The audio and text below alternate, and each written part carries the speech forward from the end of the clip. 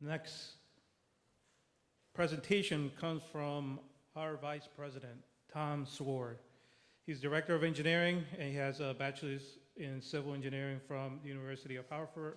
He's a licensed professional engineer. He's 12 years Director of Engineering for the Greater New Haven WPCA. He has a diverse background in drainage, hydraulics, utility coordination, construction management. He's been with this association and the board for 8 years, and he also was 3 years past president of this board. So it's very unusual for one president to say how great of a job a previous president did, but in this case, that is true. And he's definitely very helpful. Some of the things that he's done with the online website it's really, he's done it all. So I'm giving credit for that, and I appreciate for all the help that he's done making this transition so seamlessly. So further ado, and that's the shortest bio that I got. So Tom.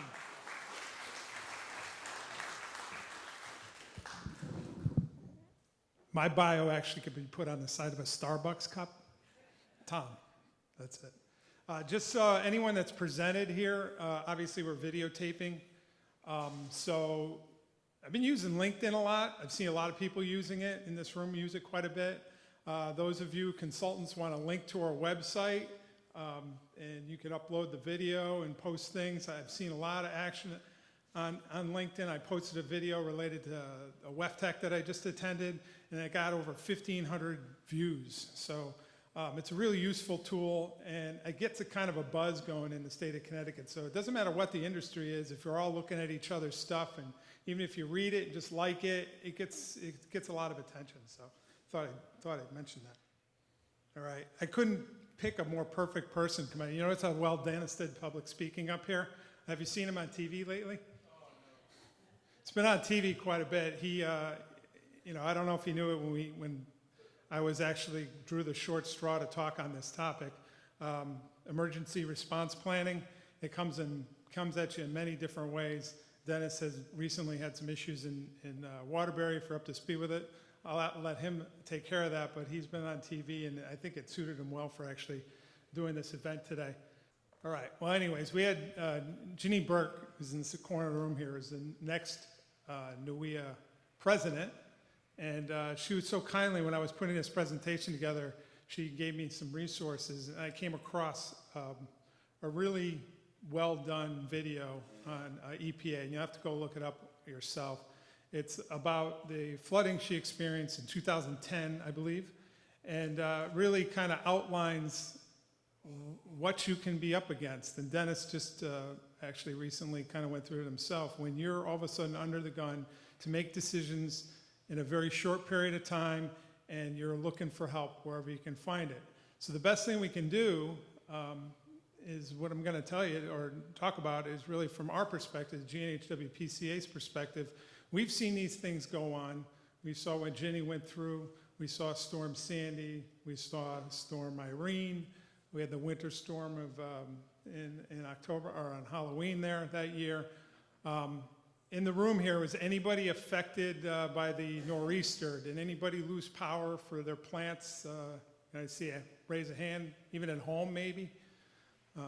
It can happen at any time. So the goal here is to get us thinking about managing incidents. We're going to talk about some things that, on a national level, National Incident Management System, business continuity planning, emergency response planning, and I'm going to have an example of emergency response plan being put to use. And what I'm going to do is, it's not going to be on a large scale. I'm going to show you how this is going to be scaled back, and you can use it for pretty much anything.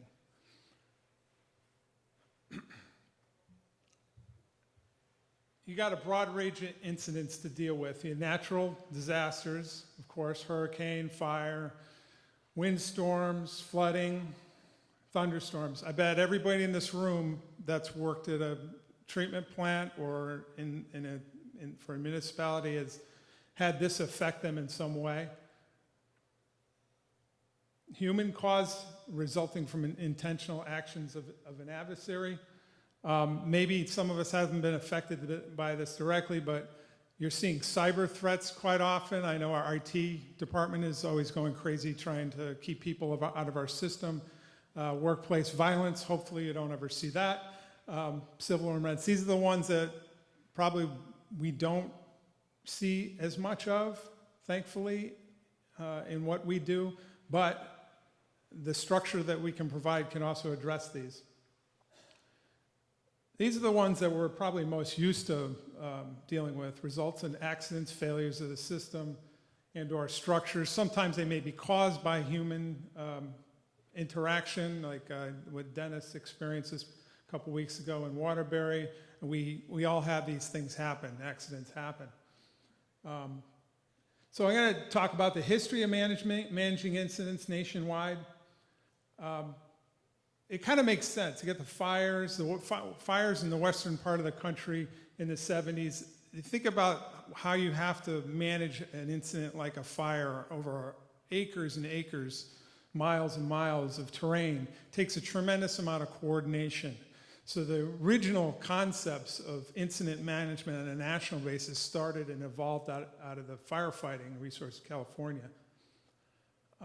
These were further refined in the 80s, I guess, to incorporate all types of incidents. And in 2001, after 9/11, the Department of Homeland Security was created, and they consolidated, expanded, and enhanced previous work to develop what's now known as the NIMS, or National Incident Management System. What is NIMS? Okay. NIMS is basically a best management practice of managing an emergency. And the government's come up with this, or the federal government's come up with this, it's a national approach to incident management that is applicable to all jurisdictional levels, intended to be applicable across a full spectrum of potential incidents, hazards, and impacts, regardless of the size and location of complexity. So essentially, it can be done at a large scale, or it can come down to the smallest scale possible. You can see it's been updated in 2004. I think at that time is when they started tying federal dollars to it, where you can't, municipalities have to have this system in place. The towns have to, this system is in place in order to seek federal funding. 2008, they issued some revisions with lessons learned, and they further just refreshed it again in 2017. I want to preface all of this by saying I'm by no means an expert on this. I actually took several classes over the last few weeks online for FEMA just to get up to speed on this. I'm speaking for someone that recently implemented an emergency management plan with the authority, with the help of Kleinfelder, who was a consultant, and we also did our business continuity plan with another consultant. So the history in Greater New Haven prior to 2004, we were kind of part of the city of New Haven at that point because we hadn't regionalized yet.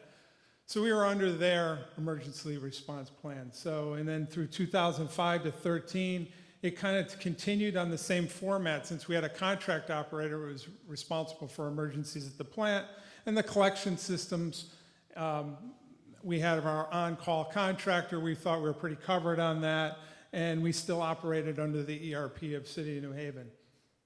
In 2008, we did a vulnerability assessment. I guess those were really highlighted greatly with the water companies, and if you worked in the water business just after 2011, because everything was terrorism. Well, no one was really worried too much about terrorism related to wastewater treatment plants. I'm not saying that's right, but just the reality, we kind of lagged behind. 2008, we took a look at that. You can see it was several years later.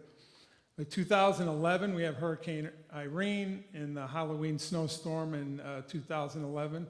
That knocked out power in some places of the state to up to a week. We put together an emergency action plan through plant operations. That was a minor thing we did more just with the plant operators and OMI at the time. 2012, here's Superstorm Sandy. we were affected by that. We had to actually do a lot of preparation for it. And then we started thinking after Storm Sandy, we really need to start looking at this. So we got together with gradient planning, and I think if you talk to Gary Zarellik, who's here, or myself, we knew we wanted an emergency response plan. And I think in our minds, Gary's thinking of the plant, we need to be able to respond to emergencies, resiliencies, as far as flooding. I'm thinking, I got collection systems, I can have, I could have a 30 million a gallon a day force main break, how do I address that? We're thinking about these infrastructure things. And we sat in a meeting with, all the executive staff at GNH and this consultant, and the reality became, well, we really need a business continuity plan, because what's our key point of business? It's treating wastewater. So that was the first thing we had to do. And then the next year, we actually created the response plan to address emergencies there. Now I'm going to talk about the difference between the two, because that's the question you should be asking right now. You should have two questions for yourself. Is a BCP same as an ERP? Is business continuity the same as ERP? It's hard to say, no, it's not, but it really is not exactly the same. They do overlap. So kind of what's first? A business continuity, minimize the impacts on your essential, minimize your impacts on your essential functions regardless of the incident. And the emergency response plan is actions to be taken immediately or during the emergency. Both are utilized to manage the incident. Both can be set up within the NIMS guidelines, and both are important. So I'm going to have to talk to you a little bit about business continuity just so you understand what that is. You have to identify what the scope of the plan is for the business continuity. That's when you develop a structured response. That's what NIMS is. It creates a structured response. Identify the key purpose of the plan. Well, if I had to ask anybody in this room what your key purpose is, I hope you would say uninterrupted treatment of wastewater, because that's what we do. You're also going to identify the functions to support treating the wastewater. So what are the functions in your organization doing that, in your town to do that? You're going to identify discrepancies between the business areas, like as the engineering department in alignment with operations. Are we planning for things in the finance department that align with operations and engineering? And we're going to have to determine an acceptable downtime for each critical function. So we actually sat down and we had to identify, all right, in engineering, Tom, what's the most important critical thing you need in your department to run if something were to happen? You have to have all these different scenarios laid out. And the same thing goes for Gary in operations, and the same thing goes for finance and all the various departments. So that's where you have the computer systems, operations, engineering, customer service, and finance. Checklists, flow diagrams, create a plan to maintain these operations. That's your emergency response plan. And finally, that's where we're going to talk about. That's kind of the highlight of this program, is just talking about the actual response itself.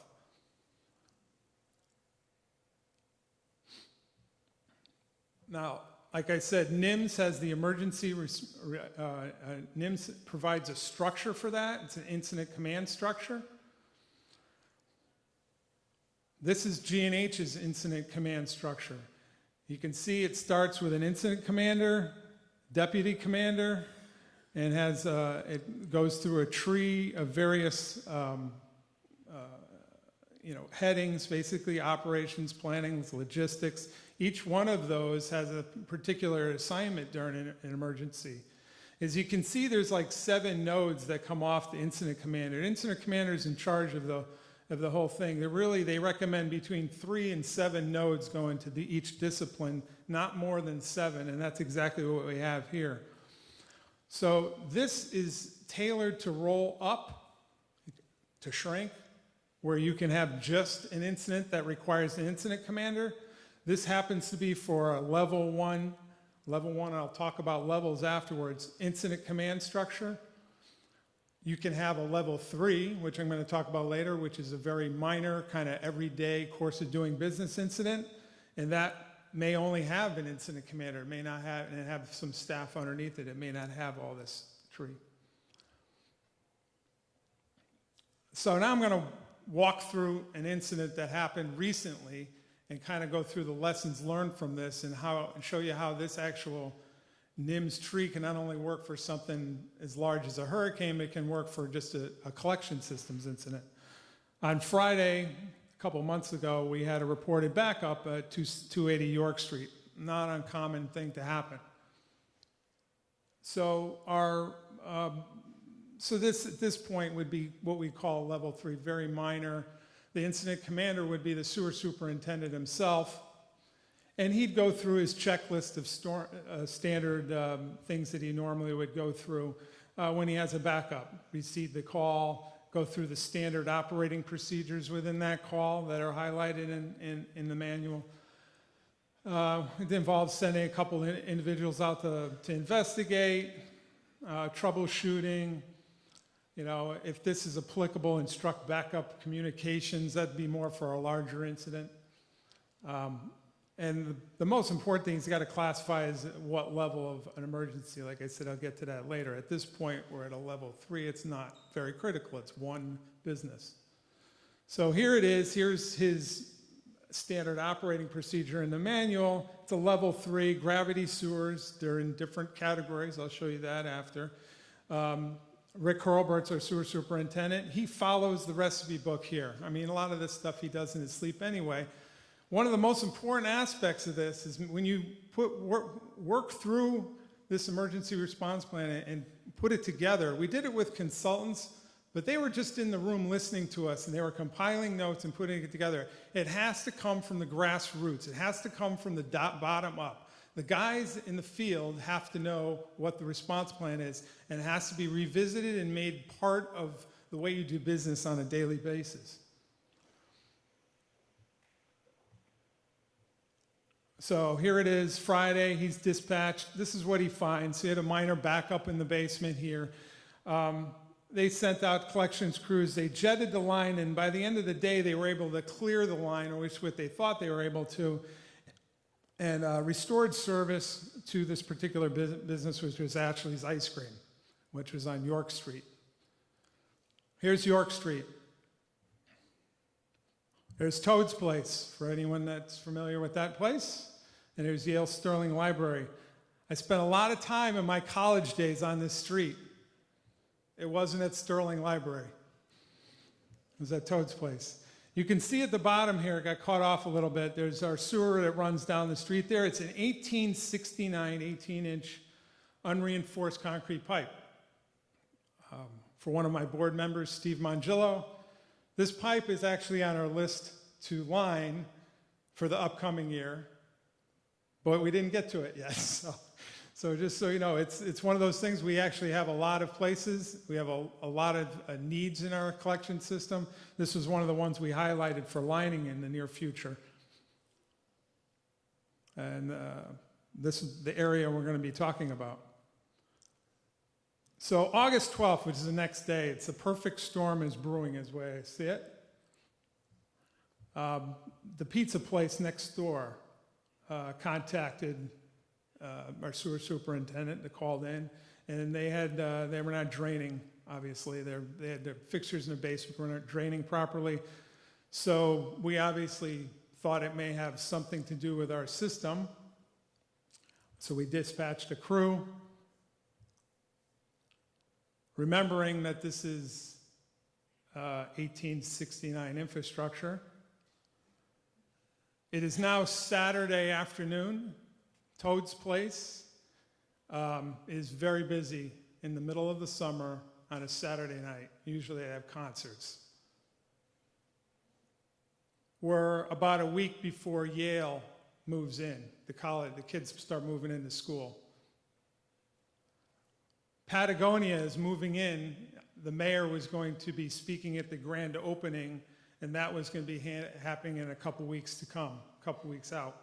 So that was a a major concern. It was about 50 feet from where this, or maybe about 100 feet from where this backup occurred. And now I have a trivia question. And we haven't pulled the raffle, so if anyone gets this right, they're going to have one of the raffle prizes. Do not, if you work for me, Isabella. This date in New Haven history, in August 12th, 1989, what was significant? Nope. There's a hint that's on this page. And if you're a music lover, the Rolling Stones. The Rolling Stones, 28 years ago on that date, played at the New Haven, at Toad's Place. They basically walked in, locked the doors. Anybody that was in there got to see the Rolling Stones for $3. And that was before they started their stadium tour. So there was a huge deal. I remember hearing about it in college and stuff, and I'd go to Toad's Place, but I never went on a night that the bands were playing. We were too busy going to KC101 dance night or something.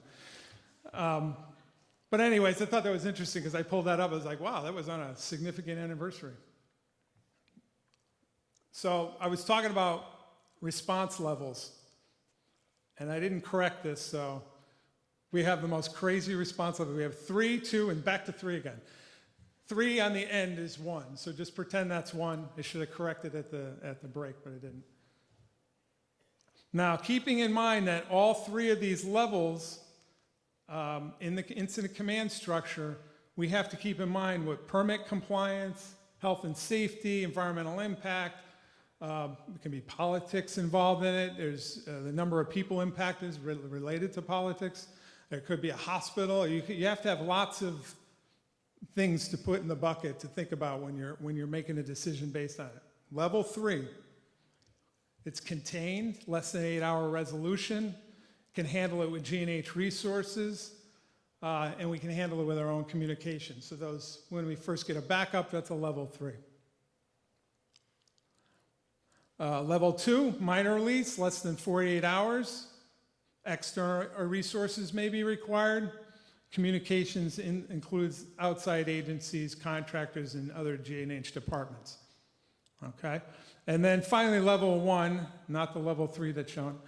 It's greater than 48 hours, major release. All these things don't have to apply, but you have to be thinking in these contexts.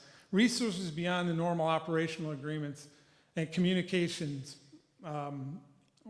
is pretty much same as level 2. So by show of hands, who thinks this is a level 2 emergency? That's good, you're listening. Who thinks it's a level 1 emergency?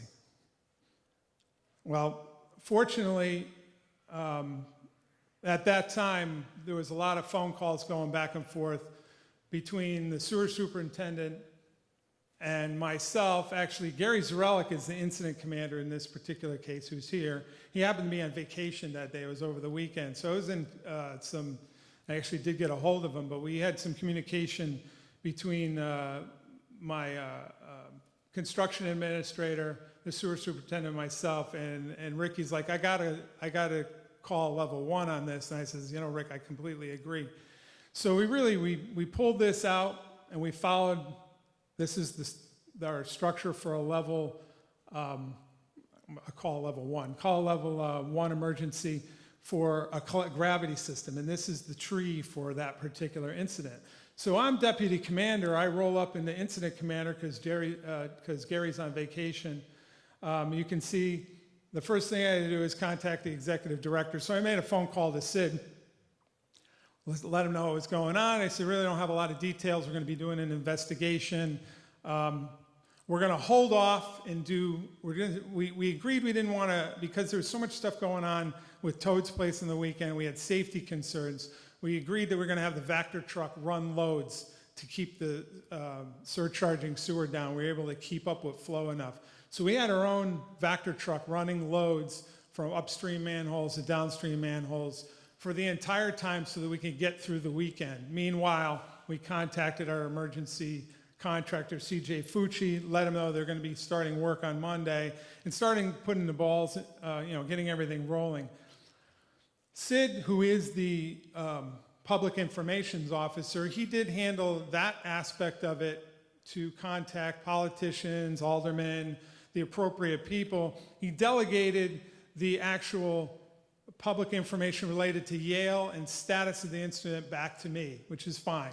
So basically, our construction administrator, our sewer superintendent told all parties involved, the only person you're to, if you have questions on to when, how this is going to transpire, what's going on, what's the timing you're to address Tom Sgroi. And they, so we gave our phone numbers out, contact information, and so on. Emergency types, if you go to our manual, you have these types here: incident-wide, multiple asset, just a plant emergency. We have pump stations, force mains, pressure sewers, CSO outfalls, and this one's the gravity sewer tree. So for each one of those, there's a tree, respective tree for incident command structure that follows the ICS structure in NIMS. So here's Monday, and we have our incident command structure here. Day one, which ends up being the Monday, we got our bypass in order.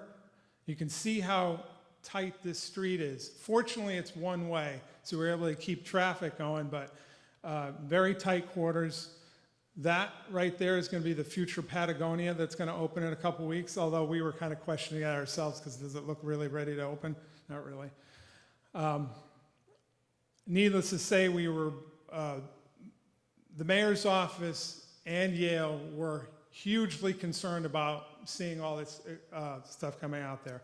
I started getting phone calls immediately. I mean, early in the morning on my cell phone, like 5:30, 6 in the morning, I'm getting calls, what's going on, how are we handling all this? We started cutting up the road on day 2 after the call before your digs were in place. That was the initial barricades that were set up. This is the progress we made. As you can see, you dig down 2 feet and it's just a wall of utilities. Isn't it great to be in the sewer business? You're always at the bottom of all the utilities. Again, day 2, Fucci actually made very good progress. You can see the barricades actually came in, and we had they did a fantastic job at keeping a safe environment because it's a beautiful summer afternoon, and just a lot of parents. The students were coming in. They started coming in early. So much so that at one point, a police officer had to get kind of fired up, if you will, at some students that were actually pushing a full-size bed down the street. Now, it wasn't this isn't a picture of that. It just goes to show you how many knucklehead college students are pushing beds on the street, because all they did is did a search on the internet on pushing beds down the street, and this came up and I used it. But yeah, so there was a lot of activity with the students coming in. Day 4, we're getting in the hole here, and you can see our wood lagging shoring because we're working down very slowly. We had I had a lot of correspondence with Yale in the beginning. Then it got refined down to their engineering department and facilities plan, and they actually were so receptive to us, the one point of contact. They really liked that aspect that on their side, they cleaned up their side of it to say, hey, you just need to call Tom, we'll run it through one department, the facilities section. So they were calling me every morning. And we agreed jointly between the city, ourselves, and Yale not to work on the weekends, just because there was so much activity. We felt we could keep the activity to a minimum on the weekend, and that we could still felt we could meet the schedule and kind of be where we needed to be. Okay, so you can see by day 7, we finally restored flow to Ashley's. That's actually their lateral being relieved. They weren't out of service for that entire time because we actually had a plumber in the basement able to hook up a pump system to pump to a nearby lateral. So they were not completely out of service that time. That was obviously a major factor in not working over the weekend. We wouldn't have been able to do that.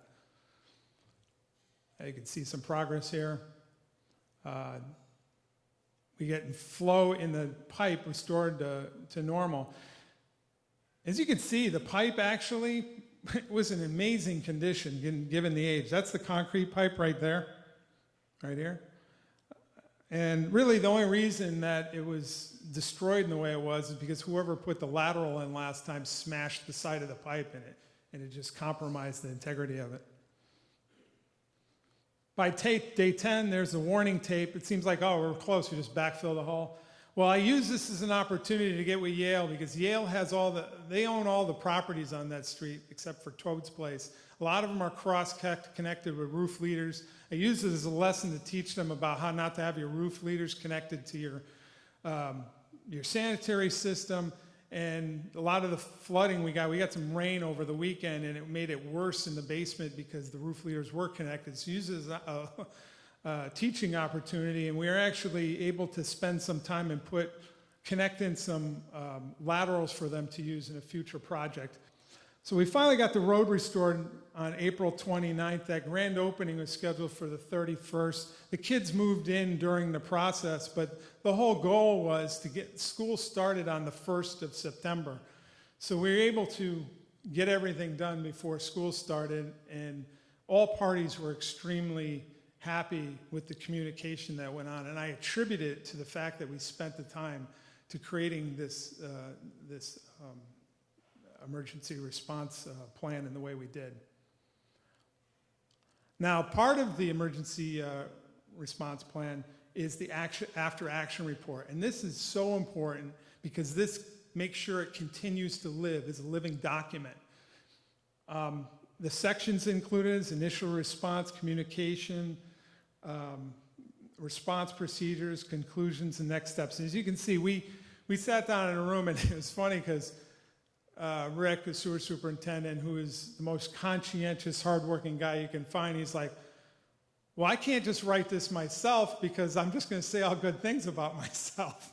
I said, you're right, Rick, we have to all get together. And Gary actually made arrangements to have a meeting, so we all got in a room and tried to critique ourselves on what we could have done better. And our strengths were, the coordinated response. I think with all good intentions, we were communicating very well.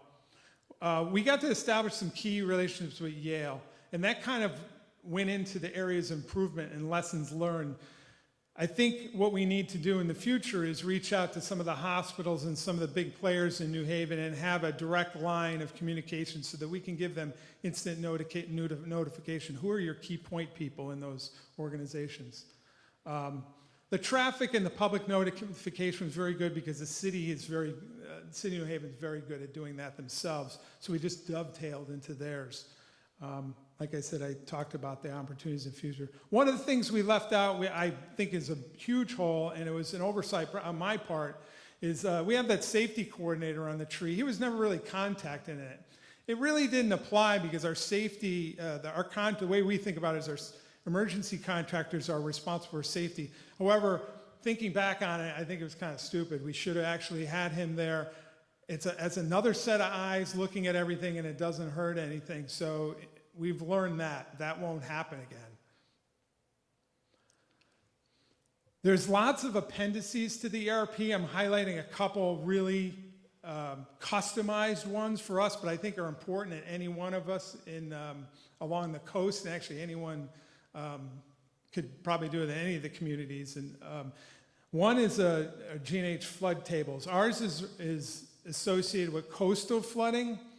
We find it to be a big chore to try to look up the plans, look up what datum you're on, try to compare it to NOAA's datum, what's mean tide, what's storm surge.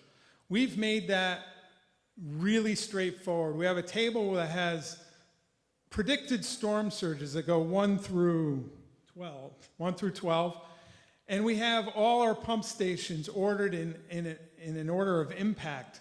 So if we get a storm surge of elevation 3, we know C Street's going to be affected. If we go to 7, we know everything above that's going to be affected. This is a great tool for the operators of the plant. It allows us to immediately know. We listen to the forecast. Gary's monitoring all the time. He's incident commander. He knows how to dispatch his employees or how to set everything up. We have a flow chart for pump stations, CSO. This is only a snapshot of it because it's so large. Within the plant itself and the pump stations, we've made a flow chart so they know if a particular piece of equipment goes down, it's immediate, it's a level 3 emergency, it's a level 2 emergency, it's a level 1. There's no thinking involved. You lose primary pumps, level 1, right? Some of it's common sense, but it's nice to be able to just go through and find a quick incident command tree and start rolling it out. Another appendices, and this is so understated in the state of Connecticut, and I encourage you all to get involved. Gary Zarelik's involved in CT Warren. There's boards in the back. CT Warren is an agreement that's entered between 2 municipalities or more municipalities. You can enter it with many municipalities. It's an agreement between 2 parties. There's no cost to it. As a matter of fact, fire departments, NIMS, if you go do the NIMS training online, they encourage this tremendously. The fire departments all do this. They have agreements in place with surrounding communities. CT Warren allows you to have agreements in place with other communities that have all this resources. In the back, there's a sample of what GNH provides, all our generators that we have. With the agreement in place, you can simply make a phone call, and as long as we're not using it, we loan you a generator and we work out all the details after. That's how the agreement works. We in Connecticut have to stop being so parochial about things. We need to start thinking about being able to survive on our own for 3 days minimum. That's what the recommendation is. You saw it happen in Florida, in Puerto Rico, in Houston. You can't just say, well, if I'm in Milford, I'm going to depend on Stratford for help. Stratford's going to be gone. You need to be just depending on Hartford or someone inland. So for us not to have these in place, I think is really short-sighted. The water industry is doing it. I'd like to see everyone, and get the word out on this, be more involved in CT Warren. They have annual exercises they go through for emergency response, all very good tools. Nowhere to get assistance from. Ginny did a great job in the video. I really apologize for not having that running for her. She says, don't be afraid to ask, know who to ask. Know who your emergency operations leaders are in your local. We're tied into into New Haven very well. They get their EOC up and running quite often. We know who the coordinators are there. We know East Haven, Woodbridge. We know who to contact. Know who your DEMIS, Department of Homeland Security regional coordinator is. All that information's on the website. At least know what region you're in.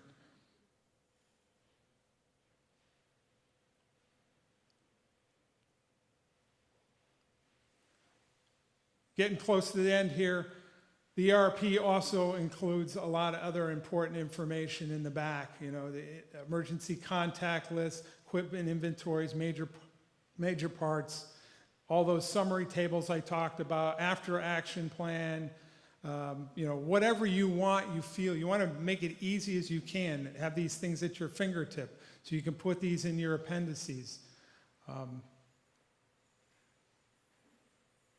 Finally, like I said, I'm not an expert. I used the FEMA National Incident Management System. You can get online training.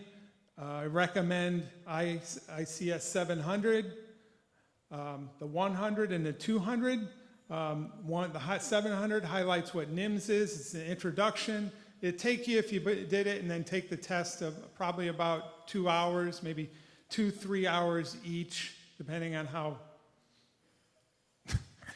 I learned I didn't want to go back to school after I did this, but it depends on how fast your uptake of new information in a school mode again.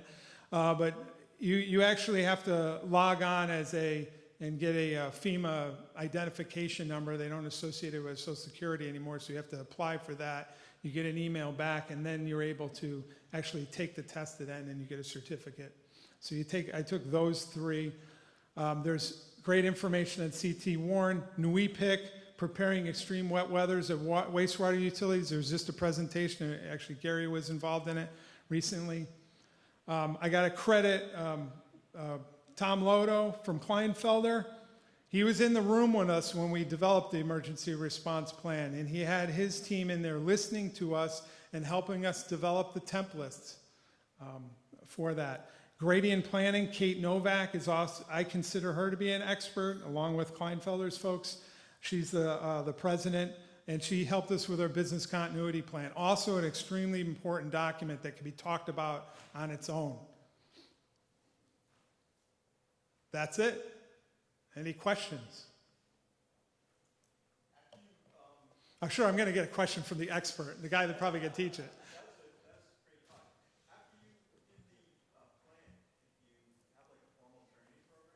Yeah, well, we actually had, yes, we did. We actually have these reoccur every year. We get together with the same group of people, go through the plan. Actually, one of the staff members actually here, Isabella Schroeder's in charge of bringing everybody together once a year, and she's in charge of updating it. And like I said, it's only as good as how you update it and keep it up to speed. It's just like CMOM, if everyone's familiar with that. You can have the greatest standard operating procedures, and if your operators or the guys on the ground don't know what those are, it's really useless to have the document. So to answer your question, yes. It's hard to make the time, but you really have to force yourself to do it. Anything else? Thank you so much. Dennis, a round of applause. You did a great job today. We appreciate your coming today, and we encourage you to go to the website. These presentations are going to be posted on CAWPCA.org. Please go in there. Also, we hope that next time we could also give the President's Award. Please give us any nominees that you suggest. Again, online, it's just a couple of clicks, put a name in, and we could then bring it to the board and also provide that award. Like I said, sometimes we're not recognized more often than not. This is the opportunity to look around the room and see who could deserve this type of award. So thank you very much, and we hope to see you in other events. I know that the Connecticut Abatement Association has an event at MDC on May 16th. We have NUIA, that's in January.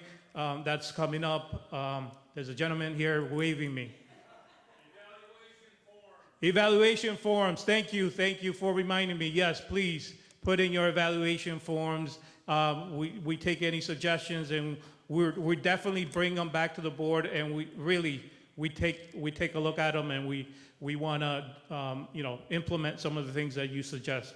So thank you very much, and have a nice day.